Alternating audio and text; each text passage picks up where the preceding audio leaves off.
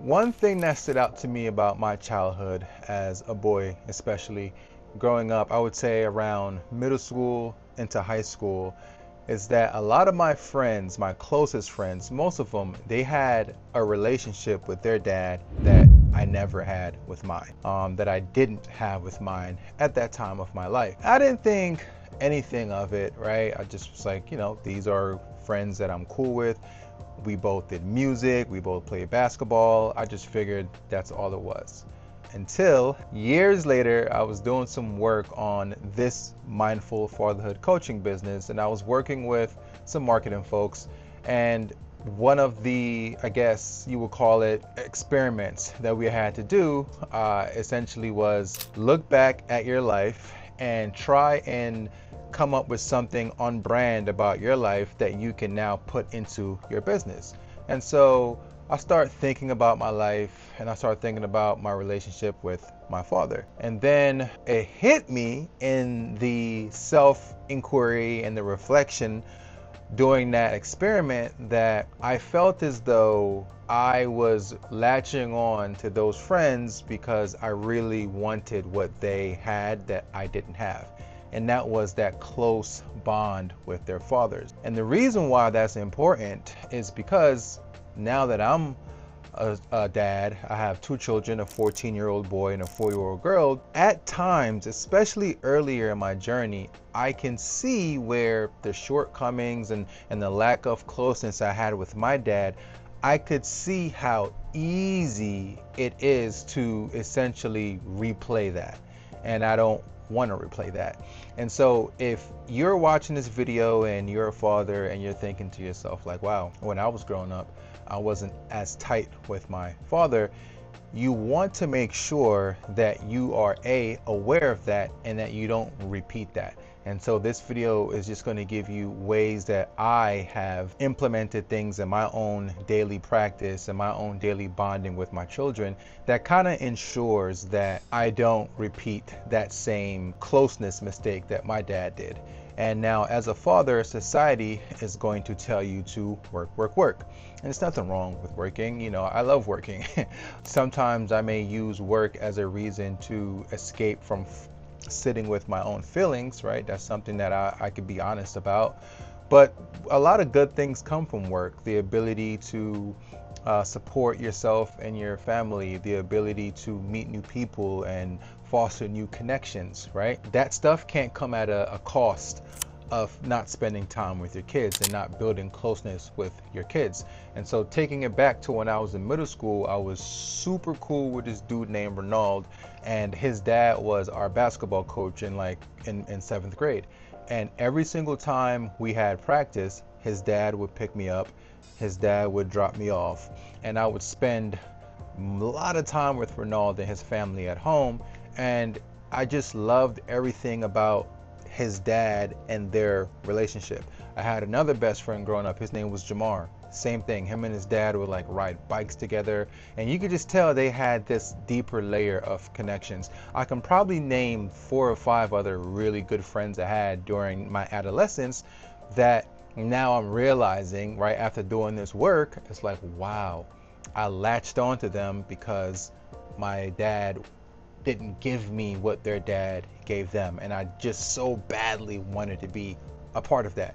And so how do we ensure that we're taking steps to not put our kids in that situation, right? We want them to have great friends, but we don't want them to subconsciously latch on to people because of something that they are not receiving at home from us, right?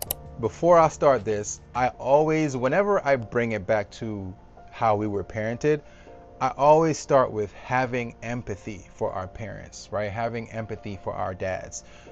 We don't want to go on I hate my dad rant, because he did this. No, we want to have empathy because we see how easy it is to do what our parents did, because they are now seeing how easy it is to do what their parents did, right? It's a cycle. I always talk about that.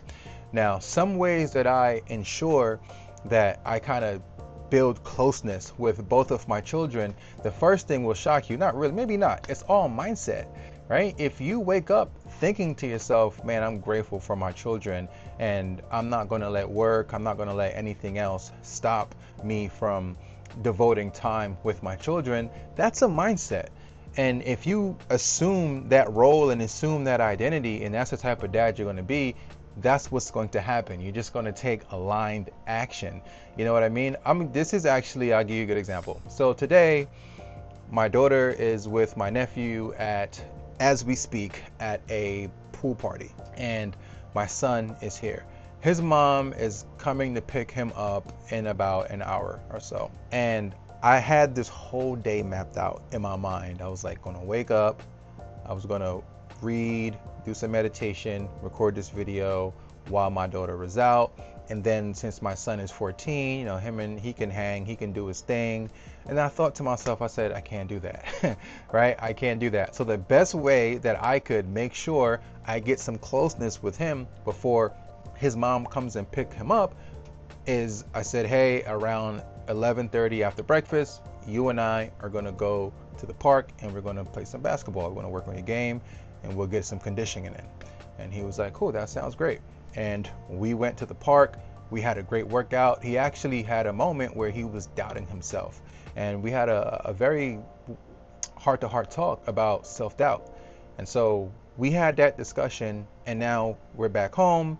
He's doing his thing. My daughter's at a pool party. When she comes back, I'll spend a great amount of closeness with her.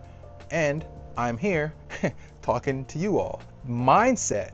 If I woke up with the mindset of, I just got to work, I wouldn't even think about ways that I can spend time with my 14-year-old. He's taller than me. I'm 6'3" and he's taller than me. So I think he's about 6'3 and a half. The point is, he's independent now. If I didn't have the mindset that I want to make sure I spend time with him, it wouldn't have happened, right? And here I am spending great time with him. That conversation, that heart to heart that we had about self-doubt, that would have never happened if I didn't have the mindset of, I'm a dad who wants to spend time with his kids, right? I'm a dad who wants to prioritize spending time with his kids. I could have easily had the mindset of, I'm a YouTuber. I'm a mindful fatherhood YouTuber. I'm somebody who is ambitious. I work. And I could have did this video and probably batch recorded another video, and him and I would have never had that heart to heart about self-doubt, because I wouldn't have been in the situation. I wouldn't have been in that moment, right? I wouldn't have had that experience with him at the park if I didn't have the mindset of, I'm a dad who wants to spend time with his kids. So the first thing you got to do is just make your mind up that I'm going to prioritize time with my children. Believe it or not, most things in life just comes down to mindset, right? Because your mind does so many things, and what we tend to do is associate ourselves with the thoughts in our mind. And so if our mind is telling us, this is who I am, and that's a spotlight that we're shining, we're just going to take aligned action without even knowing it. We're just going to work because our mind is telling us this is who we are. Or we can choose to, use the flashlight in our mind and be that, right? And then just put the flashlight on time with kids, right? Time with kids. That's what I tend to do. I'm like, all right, right now I see that I'm having this real clinging to working. And because my mind that's where the spotlight in my mind is. But I'm like, I control the spotlight. So I'd rather just change the spotlight to spending time with my children. And I take aligned action because that's what my focus is on. So the first thing is to just, kind of make your mind up that that's the kind of dad that you're going to be. And that's the kind of dad that you are. And that will eliminate majority of this.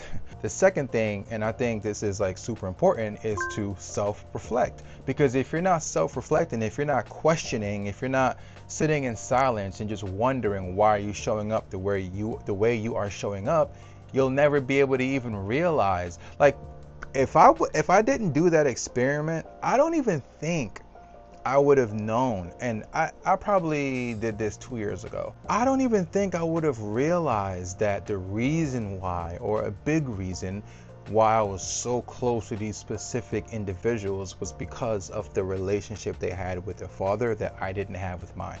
I would have just thought, oh, we we played games together, we played video game, we hooped together, and I would have just associated it with that.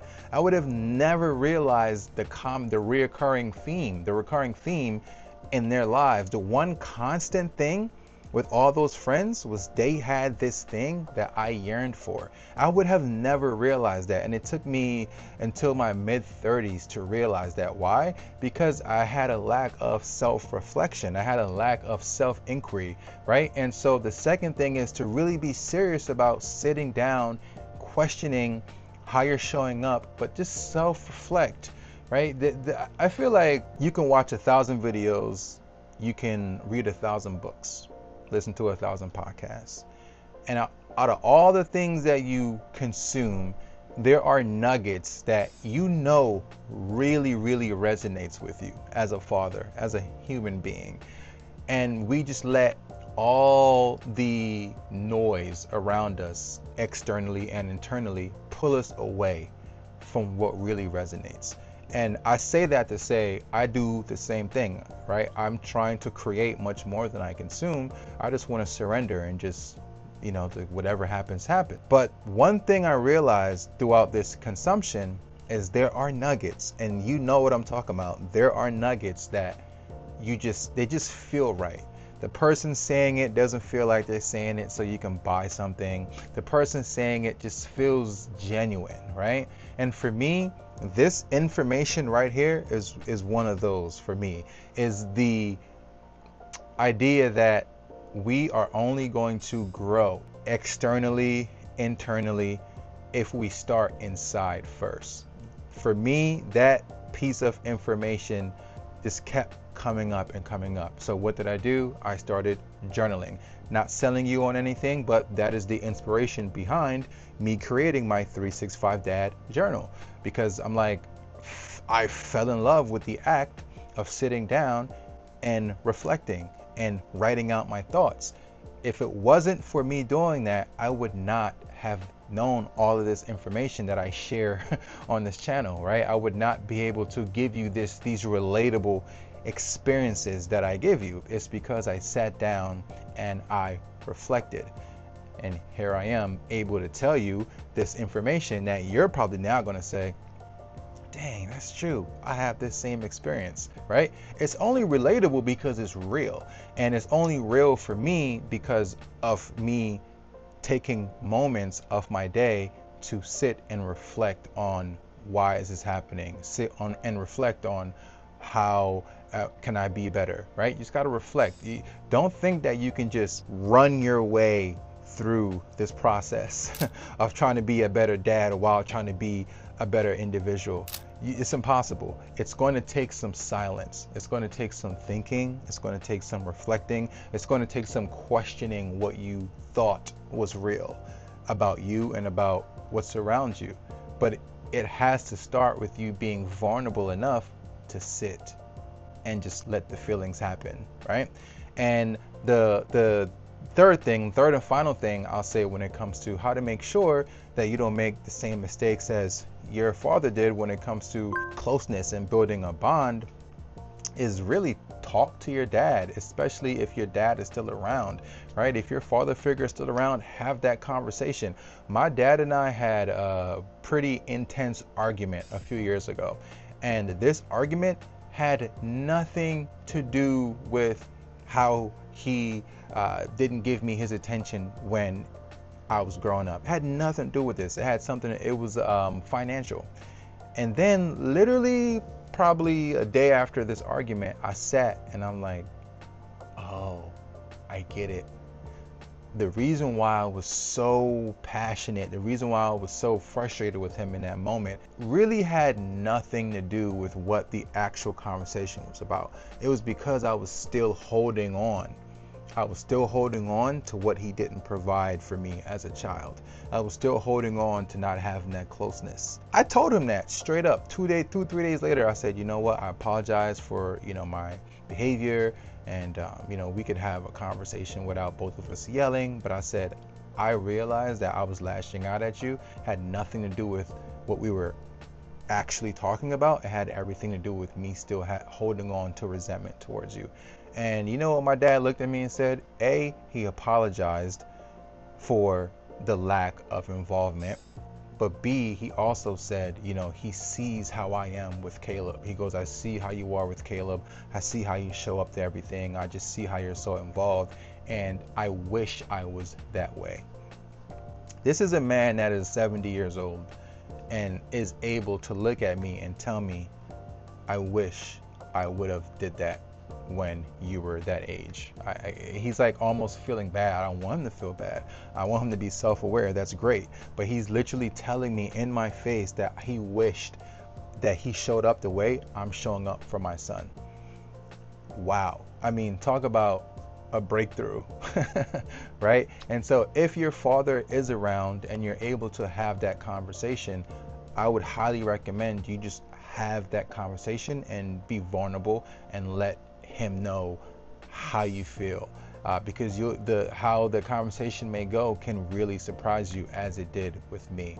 And so that's it for today. Just wanted to give you some ways on how to not parent how you were parented when it comes to wanting to spend time and wanting to be intentional about building bonds and deeper connections with your kids. First, shift your mindset. Second, self-reflect. And third, have a hard conversation if you're able to. All right, I'll see y'all next week.